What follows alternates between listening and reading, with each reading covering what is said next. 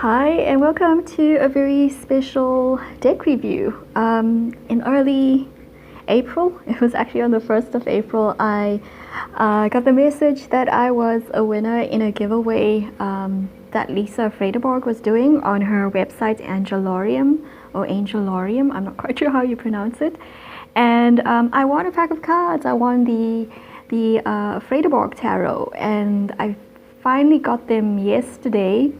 Because there was a problem with the mail, and I've just been so happy with them. They really made my day, and they've been a very special gift, not just from Lisa, but it feels like it's from the universe, because I had a quick look through them, and I just, they weren't exactly what I expected. They were so much better.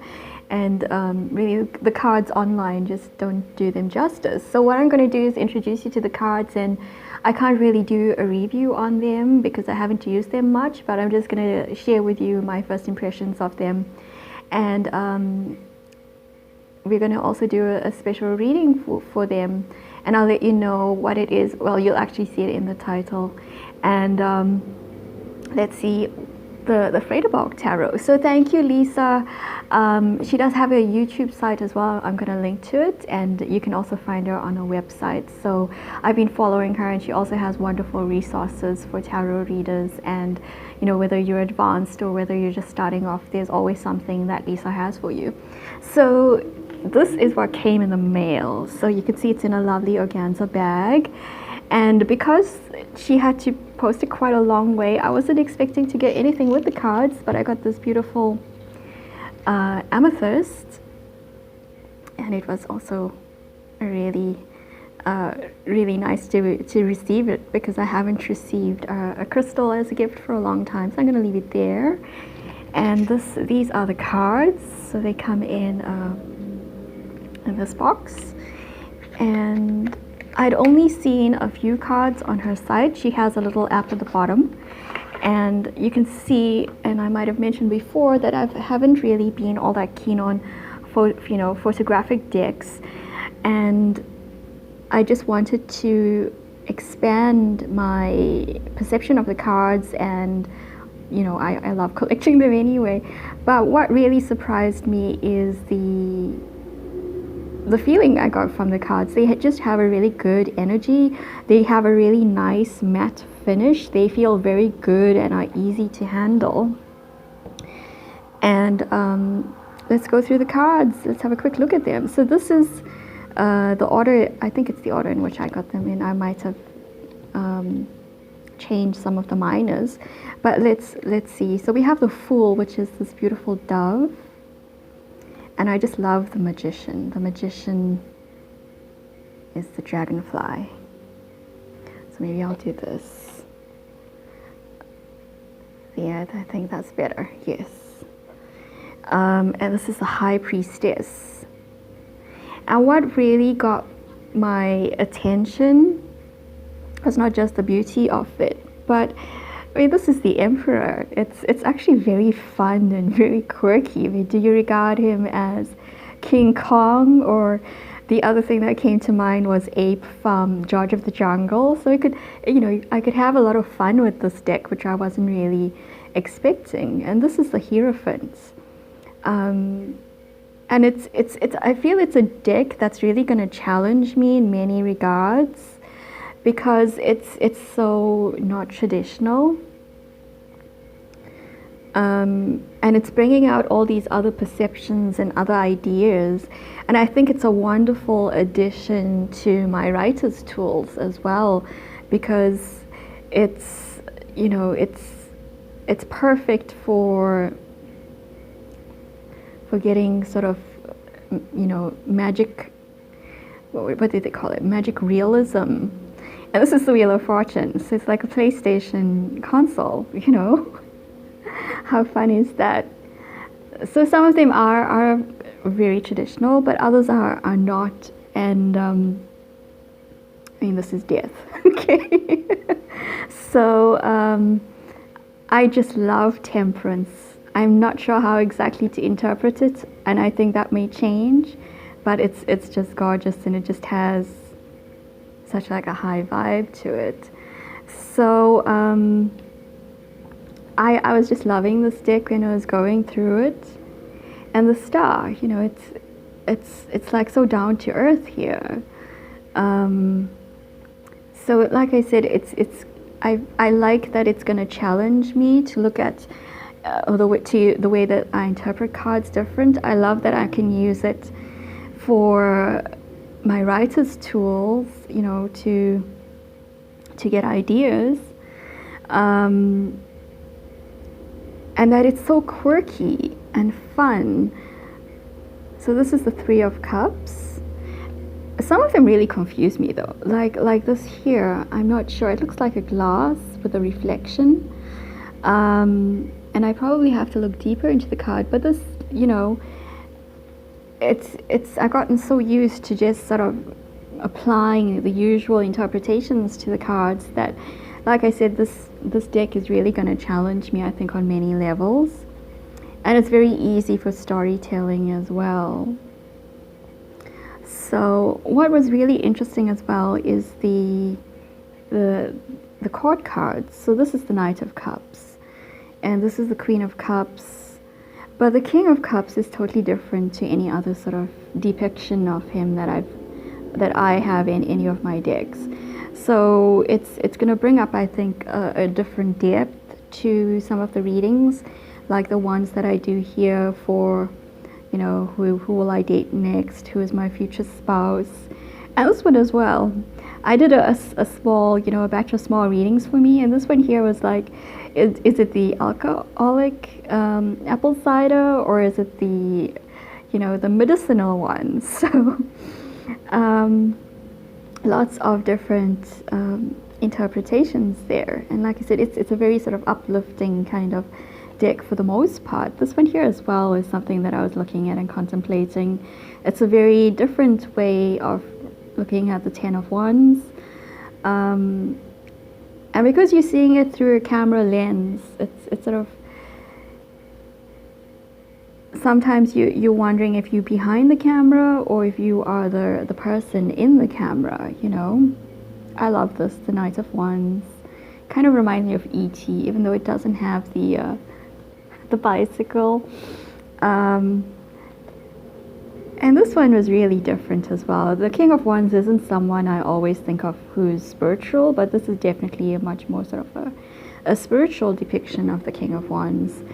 We got the Ace of Swords, and with the quirkiness of this deck as well, and because I received it on very close to the Sagittarian moon, I'm beginning to think of this as my Sagittarian deck. And it certainly has that kind of sneaky sense of humor, you know. So I like this as well. This one I have to give a lot of thought to, and it probably is going to bring up lots of different kind of interpretations, because those of you that know the tarot will know that normally the Eight of Swords has someone who's blindfolded like these two are, but they are bound and then within a circle of swords. And it's about self-limitation, limiting self-belief and things like that. But here we have a lot of reference to media as well. So that's very interesting. It's a very modern deck compared to my other decks. So I look forward to, with the Steampunk Tarot, which I also did a review on, to seeing how this takes me into the future. And I really like this depiction of the Knight of Swords, because I often forget that he's a bit of a rebel, and that his expression can be really different. So that was also very nice to have. And I like this as the Ace of Pentacles, the seed. And this is quite a fun depiction of the Two of Pentacles. So like I said, this one was kind of stalking me, and I need to contemplate this one. So the Five of Pentacles for me normally means isolation, poverty, and things like that. But here I'm thinking dead of winter, you know. And with these being leaves, there's also the sense that in time you're going to have regeneration. So I think in time this could be one of my favorite cards here, even though traditionally it's not a card you want to see. But yeah, there we go. So like I said, this is a very sort of fun and for me a challenging kind of deck. So I like the page Knight of Pentacles as well. It's always been my farm boy card, and if you remember the Princess Bride, you probably realize why. Yeah, and then we have the Queen of Pentacles, the King of Pentacles, and then this, an extra card, the Black Cat. And I was thinking about it, and it made me smile because it does mean magic, and it does mean, I suppose, whatever it is you'd like it to mean, or it could be a messenger. But for me, when I saw it for the very first time, I immediately thought of a character that is in my series, The Quest for the Holy Pail, and her name is Silverbirch. And she's a character that I'd like to develop further. And I'm feeling that the meaning of this card is going to change as she changes. So this I'm thinking of as my Silverbirch card. And that's never happened with, in a deck for me before. But like I said, I have a very strong feeling this is going to help me even more with my writing and in the way that I perceive the cards and interpret them. So it's the Frideborg Tarot by Lisa Frideborg Eddy. And you can find her at angelorium.co.za. .co, not .za. So she's based in the UK. So I'm going to leave this here, and hopefully, maybe I'll leave it there. Can you see? If you want to go have a look while we're reading, I'm going to shuffle the cards, and oops. Okay. So like I said, they're very easy to handle. And okay, so I wasn't reading reversals yesterday, but these are automatically reversing, so I'm going to leave them like that. And we're going to do a short reading to see how we can be more playful. I did this already for myself yesterday, and it was very interesting. And what I got was I should just do things for the sake of doing them, just for the fun, instead of with some intention of it either helping me grow or helping me in my work. And it was just like, just do something just for the fun of it. And I haven't actually done that for a long time, so I like that message. So what we're going to do is we're going to have three piles like we often do, and we're going to see how we can be more playful.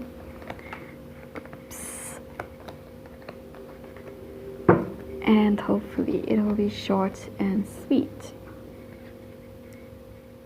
So this will be option 1, option 2, option 3. So if you chose option 1, how can you be more playful? So you've got the Queen of Wands, you've got the King of Cups, and you've got the Six of Wands. So these for me would be about expressing yourself, expressing your creativity. But because this is a Leo kind of card for me, and these have to do with imagery, to do with your image, I would say you could probably be playful in the way that you dress or the way that you show your face to the world. So it could be for a few of you, it's time to change your avatar to something which is a bit more fun. If you've been a goth for a while, maybe you want to change your image to something that's a little bit more colorful, that's a little bit more playful, that reflects some of your passions. To not be afraid to be different, and for some of you it's going shopping, but maybe not for, maybe for a new style. And if you don't have the budget for it, it could be that you're just trying out different clothes or different makeup or different looks just to see what it would look like. You don't have to adopt any of them, but it would just be fun trying a new image.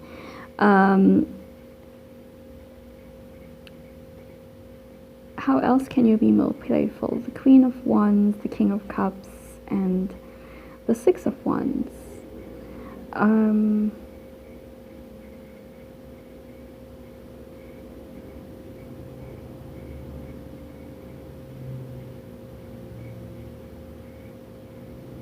So for some of you, it could be that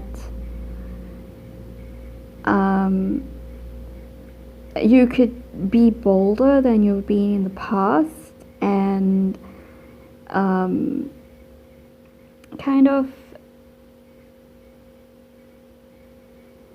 enter competitions that showcase your work.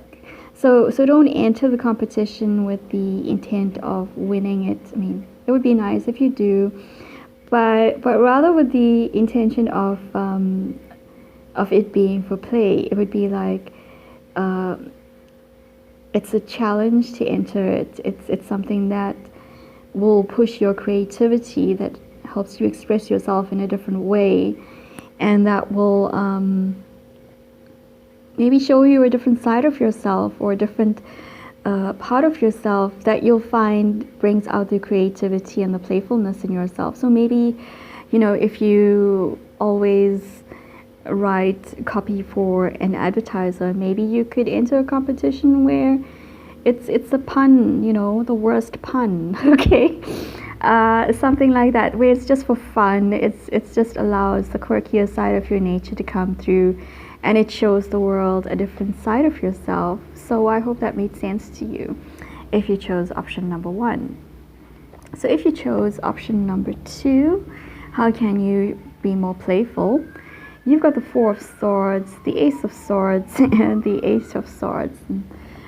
This is definitely turning into a stalker card, so I have to look that up. If Lisa, if you're watching, please let us know more about the Ace of Swords. Sorry, the Eight of Swords. So these are all swords. So you can be playful in your thoughts or the way that you express yourself. Again, I think perhaps you could be a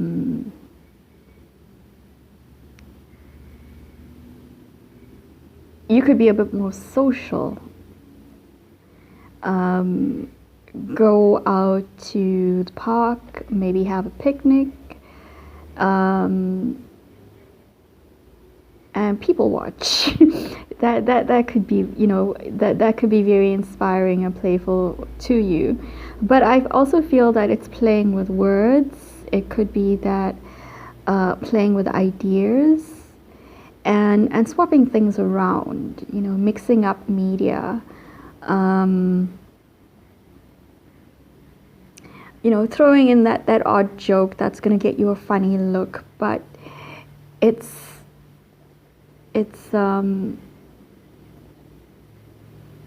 not really playing with people, but it's playing with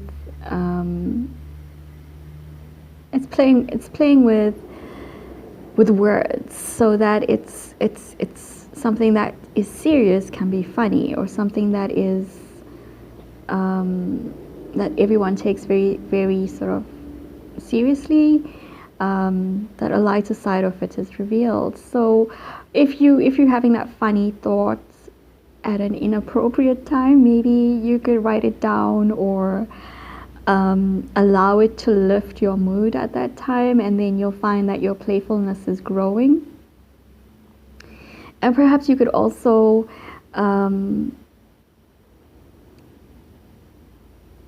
trace things. If you gather things from nature and trace them, or make templates out of them, and just like I said earlier, just mix media up and have fun combining things and using different textures, and just sort of play around with them. It doesn't have to look good. It doesn't even have to be your best work, but it's just allowing you to explore and to do so without stress. So I think that's your message if you chose option number 2. So if you chose option number 3, how can you be more playful? you've got the Ace of Swords, you got the Ace of Wands, the King of Wands, and the Star.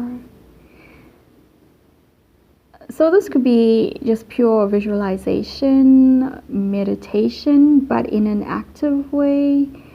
But what do I mean by that? I mean like